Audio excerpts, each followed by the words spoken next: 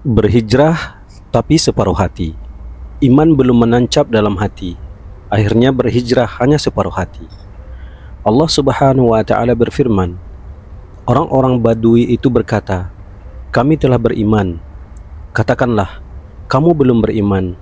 Tapi katakanlah, "Kami telah tunduk, kami telah Islam." Karena iman itu belum masuk ke dalam hatimu. Dan jika kamu taat kepada Allah dan Rasul-Nya, Dia tidak akan mengurangi sedikit pun pahala amalanmu.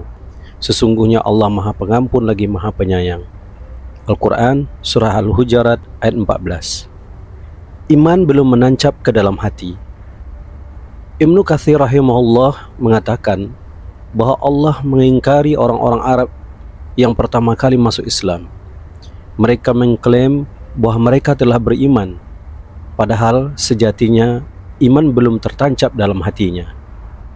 Dari ayat ini dapat disimpulkan pula bahwa iman itu lebih khusus dari Islam, sebagaimana hal ini jadi mazhab Ahlus Sunnah wal Jamaah.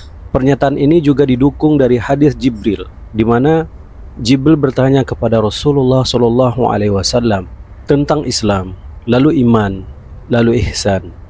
Rasulullah SAW mulai dengan sesuatu yang umum, kemudian yang khusus, kemudian yang khusus lagi.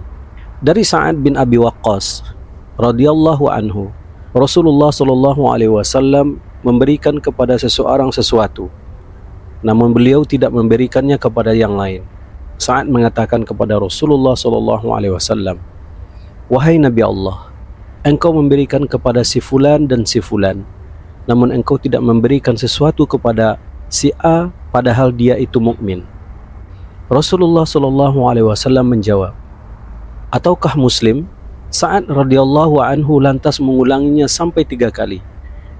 Nabi SAW menjawab sama, "Ataukah Muslim?"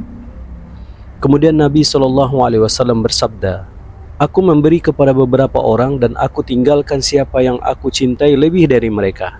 Aku tidak memberi kepada si fulan sedikit pun cuma karena khawatir mereka akan ditelungkupkan ke dalam neraka di atas wajah mereka." Hadis riwayat Ahmad.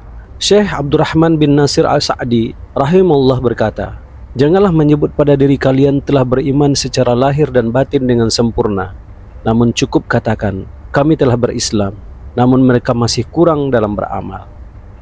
Solat masih bolong-bolong, padahal solat itu bagian dari rukun Islam." Dari Abu Abdurrahman Abdullah bin Umar bin Al-Khattab radhiyallahu anhuma, ia mengatakan bahwa ia mendengar Rasulullah SAW bersabda, "Islam dibangun di atas 5 perkara: bersaksi bahwa tidak ada yang berhak disembah melainkan Allah, dan bersaksi bahwa Muhammad adalah hamba dan utusan Allah, menunaikan solat, menunaikan zakat, menunaikan haji ke Baitullah, dan berpuasa Ramadan." Hadis riwayat Bukhari nomor 8, Muslim nomor 16. Meninggalkan satu solat saja begitu berbahaya. Dari Jabir radhiyallahu anhu, ia berkata bahwa ia mendengar Rasulullah SAW bersabda, "Sesungguhnya batas antara seseorang dengan syirik dan kufur itu adalah meninggalkan solat." Hadis riwayat Muslim nomor 82. Imam Nawawi rahimahullah menyebutkan, jika seseorang meninggalkan solat, maka tidak ada antara dirinya dan kesyirikan itu pembatas, bahkan ia akan terjatuh ke dalam syirik. Istilah syirik dan kafir kadang bisa bermakna sama, yaitu kafir kepada Allah. Syarah Sahih Muslim. Dari Buraidah radhiyallahu anhu, Nabi SAW bersabda, "Perjanjian yang mengikat antara kita dan mereka adalah solat, maka siapa saja meninggalkan solat, sungguh ia telah kafir." Hadis riwayat Tirmizi nomor 2621 dan An-Nasa'i nomor 464. Dari Abdullah bin Syaqiq, seorang tabi'in yang disepakati kemuliaannya, semoga Allah merahmatinya, ia berkata, para sahabat Muhammad SAW tidak memandang kufur karena meninggalkan amal kecuali solat. Hadis riwayat Tirmizi nomor 2622. Jilbab masih separuh hati. Dari Abu Hurairah radhiyallahu anhu, beliau berkata bahwa Rasulullah SAW bersabda, "Ada 2 golongan dari penduduk neraka yang belum pernah aku lihat. Yang pertama, suatu kaum yang memiliki cambuk seperti ekor sapi untuk memukul manusia, Dan yang kedua, para wanita yang berpakaian tapi telanjang, berlenggang-lenggok, kepala mereka seperti punduk onta yang miring. Wanita seperti itu tidak akan masuk surga dan tidak akan mencium baunya, padahal baunya dapat tercium dari jarak sekian dan sekian. Hadis riwayat Muslim nomor 2128. Enggan belajar agama, padahal belajar agama adalah jalan yang paling mudah menuju surga.